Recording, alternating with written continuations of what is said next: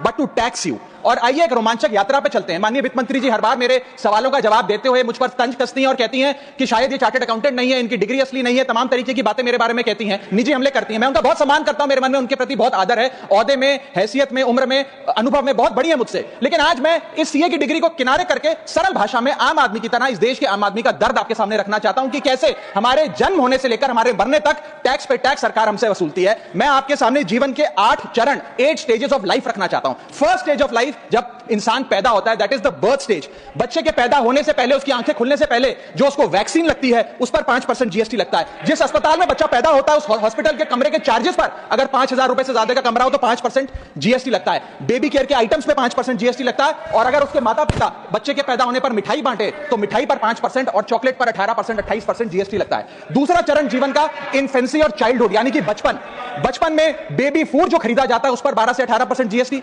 Diaper जो खरीदा जाता है उस पर 12% जीएसटी, बेबी स्ट्रोलर पे 5 से 12% जीएसटी, और जो खिलौने बच्चे को दिए जाते हैं उन खिलौनों पर भी 12% जीएसटी लिया जाता है। जब मुंडन होता है बच्चे का, पहला हेयर कट जिसे कहते हैं, उस हेयर कट की सर्विसेज पर भी 18% जीएसटी, और पहली बर्थडे पार्टी पर जो फोटोग्राफी होती है, फोटो खिंचवाई जाती है, उस फोटोग्राफी सर्विसेज पर भी 18% जीएसटी। यहां तक कि नामकरण की बर्थडे पार्टी जो की जाती है उस पर भी केटरिंग सर्विसेज से लेकर खान पर 18% जीएसटी सरकार वसूलती है। अब बच्चा स्कूल जाना शुरू करता है तो स्कूल जाने पर यूनिफॉर्म से लेकर जूतों, स्कूल बैग, लंच बॉक्स सब पर जीएसटी लगता है। 12% जीएसटी नोटबुक पर लगता है, 18% जीएसटी स्टेशनरी आइटम पर लगता है। और उसके बाद अगर कोई एक्स्ट्रा करिकुलर एक्टिविटी बच्चे को करनी हो, कोई म्यूजिक क्लास करनी हो या फिर कोई स्पोर्ट्स कोचिंग की क्लास वो ले ले, उस पर भी 18% जीएसटी देना पड़ता है। प्राइवेट ट्यूशन ले तो उस पर भी जीएसटी, और पहली साइकिल जो बच्चा खरीदता है उस पर भी 12% जीएसटी देना पड़ता है।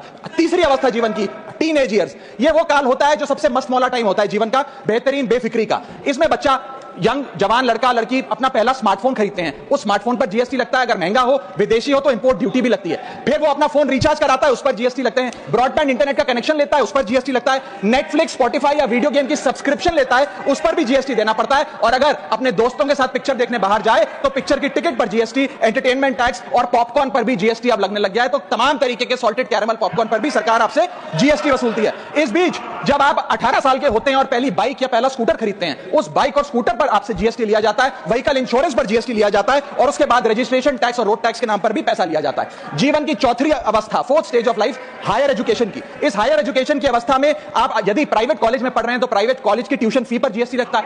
हॉस्टल में रह रहे हैं या पीजी का रेंट भर रहे हैं तो उस पर जीएसटी लगता है। स्टूडेंट लोन की प्रोसेसिंग फी पर जीएसटी लगता है। किताबों से लेकर लैपटॉप तक जीएसटी लगता है। और अगर माता पिता संपन्न है और बच्चे को विदेश भेजते हैं पढ़ने के लिए तो फॉरेन रेमिटेंस पर टैक्स कलेक्टेड एट सोर्स सरकार लागू करती है।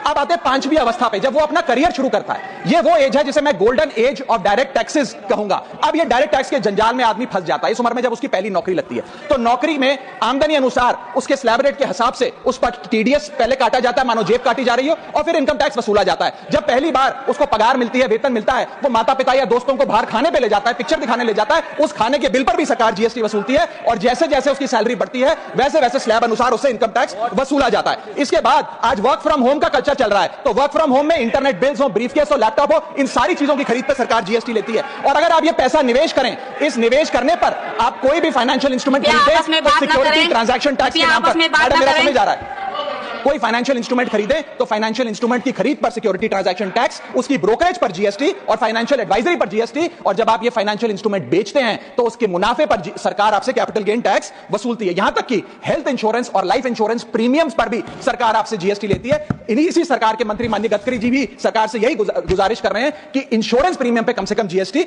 हटा दिया जाए। इसके बाद इंसान अपने जीवन की छठी अवस्था में आता है, यानी कि मिडिल एज। इसमें उसकी आमदनी भी पीक पर होती है और उसका टैक्सेशन भी पीक पर होता है। अप्रेजल होता है, प्रमोशन होता है, बोनस मिलता है, और हाई टैक्स स्लैब के चलते वो अपनी कमाई का एक अधिकांश हिस्सा इनकम टैक्स में सरकार को जमा कराता है। इस दौर में इंसान गाड़ी खरीदता है, घर बनाता है। जब गाड़ी खरीदता है तो जीएसटी देता है, रोड टैक्स भरता है, व्हीकल इंश्योरेंस पर जीएसटी भरता है, और जब गाड़ी लेकर शोरूम से निकलता है तो पेट्रोल डीजल पर वैट, सेस और एक्साइज ड्यूटी के नाम पर पैसा भरता है। जब सड़क पर गाड़ी चलाता है तो टोल टैक्स भरता है। फिर वो अपना घर भी खरीदता है, जमीन खरीदता है। जब जमीन खरीदता है तो स्टैंप ड्यूटी फीस सरकार को देता है। जब कंस्ट्रक्शन मटेरियल खरीदता है घर बनाने के लिए तो कंस्ट्रक्शन मटेरियल पे, चाहे वो सीमेंट हो, मार्बल हो, स्टील हो, उस पर जीएसटी देता है। उसके बाद जब कंस्ट्रक्शन सर्विसेज लेता है किसी बिल्डर से, ठेकेदार से, कॉन्ट्रैक्टर से, तो उस कंस्ट्रक्शन सेवाओं पर भी जीएसटी सरकार आपसे वसूलती है। और जब घर बन जाए तो एनुअल प्रॉपर्टी टैक्स और हाउस टैक्स के नाम पे आपसे पैसा लिया जाता है। और जब आपको पैसे की आवश्यकता पड़े और आप ये घर बेच दें तो कैपिटल गेन्स पर भी सरकार आपसे उस मुनाफे पे टैक्स वसूलती है। और इस बीच शादी तो रह ही गई, फिर इंसान शादी करता है। इस बीच तो बैंक्वेट हॉल बुक करता है, उस बैंक्वेट हॉल की बुकिंग पे टैक्स भरता है। शामियाना, खाना, केटरिंग सर्विसेज लेता है, उस पर जीएसटी भरता है। ज्वेलरी खरीदता है, उस पर जीएसटी भरता है। कपड़ा, शेरवानी सिलवाता है, कुर्ता पजामा, सूट पैंट, उस पर जीएसटी भरता है। यहां तक कि वेडिंग इनविटेशन से लेकर ब्राइडल मेकअप से लेकर हनीमून के ट्रैवल तक हर चीज पर सरकार आपसे जीएसटी वसूलती है। सातवीं अवस्था सरकार जीवन की, वो है रिटायरमेंट। इस फेज में इंसान चाहता है आरामदायक जीवन जिया जाए, जो जीवन में कमाया उस कमाई के सहारे उसकी इंटरेस्ट पर, पेंशन पर जिया जाए। लेकिन इस अवस्था में भी सरकार पेंशन और इंटरेस्ट इनकम पे आपसे टैक्स लेती है। बूढ़ा हो जाता है, दवाई इलाज की जरूरत पड़ती है, तो हेल्थ केयर बिल पर, दवाइयों पर आपसे जीएसटी लिया जाता है। लाइफ इंश्योरेंस और हेल्थ इंश्योरेंस प्रीमियम पर तो जीएसटी लेती है। और इस दौर में वो अपनी वसीयत लिखता है, फैमिली विल। उस फैमिली विल पर जो लीगल फीस देता है, उस लीगल फीस पर भी उसे जीएसटी देना पड़ता है और स्टैंप ड्यूटी देनी पड़ती है। और आठवीं जीवन की अवस्था, यानी कि जीवन की समाप्ति, जब उसका स्वर्गवास हो जाता है, उसके जीवन का अंत हो जाता है, यहां भी सरकारें उसका साथ नहीं छोड़ती। यहां पर भी सरकारें उस पर टैक्स लगाती हैं। जब कोई इंसान मरता है तो उसके अंतिम संस्कार में देसी घी, चंदन, वुड, नारियल, इत्र जैसा सामान इस्तेमाल होता है, उस पर भी जीएसटी लगता है। और जब उसके मरने के उपरांत अखबार में ऑबिचुरी की इश्तेहार छपाया जाता है, उस पब्लिकेशन ऑफ ऑबिचुरी न्यूज़पेपर पर भी 5% सरकार जीएसटी लेती है। और मरने के बाद जब प्रॉपर्टी उसके बच्चों को या परिवार वालों को दी जाती है, उस म्यूटेशन पर भी सरकार आपसे ड्यूटी सेस लेती है। यह है life cycle of taxation model. लेकिन मैडम, सबसे जरूरी बात यह है कि इतना टैक्स देने के बाद सरकारें हमें देती क्या है? मैं जानता हूं कि टैक्स सरकार के लिए जरूरी है, सरकार के लिए नहीं, जितनी सरकारें इस देश में रही सबने टैक्स लगाकर जनता से पैसा लिया। टैक्सेस वास्तव में जरूरी हैं, लेकिन सवाल यह है कि क्या ये टैक्सेस हमारी इकोनॉमी को बढ़ा रहे हैं या हमारी इकोनॉमी को खा रहे हैं? क्या इससे हमारी जिंदगी बेहतर हो रही है या हमारी जिंदगी बदतर हो रही है? इतने टैक्स लगाने की वजह से आज हमारी आमदनी घट रही है, इस वजह से खपत गिर रही है, कंजम्पशन गिर रही है, डिमांड नहीं बढ़ रही है और प्रोडक्शन गिर रही है। इस वजह से पूरा इकोनॉमिक साइकिल, जो हमारा इकोनॉमी का चक्का है, वो धीमा हो गया है। मैडम, इस देश में, बस समाप्त कर रहा हूं, इस देश में, मेरी पार्टी के टाइम से आप ले लीजिएगा, मेरी पार्टी के टाइम से ले लीजिएगा। मैडम, इस देश में 80 करोड़ जनता 5 किलो फ्री राशन के सहारे जी रही है। आपको जान के अचंभा होगा, इस 80 करोड़ जनता से भी ये सारा जीएसटी लिया जाता है, दिन प्रतिदिन लिया जाता है, जो आज मैंने पढ़ के सुनाया। सिर्फ अमीर नहीं, गरीब से गरीब आदमी भी जीएसटी देता है। और अंत में मैं बस इतना ही कहना चाहूंगा कि क्योंकि इतना टैक्स लगा कर सरकारें जनता का खून चूसती हैं, उस वजह से आज एफएमसीजी की सेल्स घट रही हैं, एफएमसीजी के स्टॉक गिर रहे हैं, कंजम्पशन डाउन हो रही है, नई गाड़ियों की सेल श्रिंक कर रही है।